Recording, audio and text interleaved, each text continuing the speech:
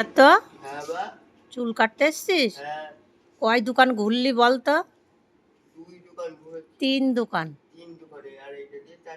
হ্যাঁ, 3টে দোকান ঘুরে তারপরে যে এই সেলুনে এসছি। তাও দীপ বলে দিল তাই। ছেলের চুল কাটানো মানে খুবই কষ্টকর, কেননা সেলুনে তো সবসময় ভিড় থাকে।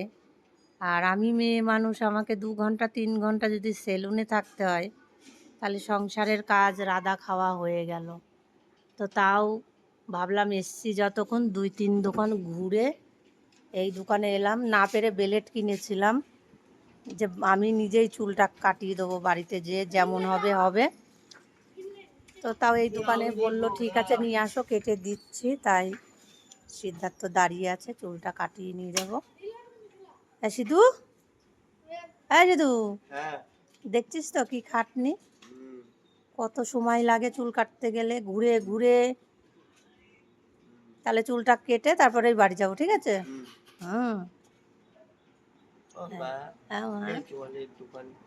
এই তো জলের দোকান, এই যে ভাই এখান থেকে জল নিয়ে যায়।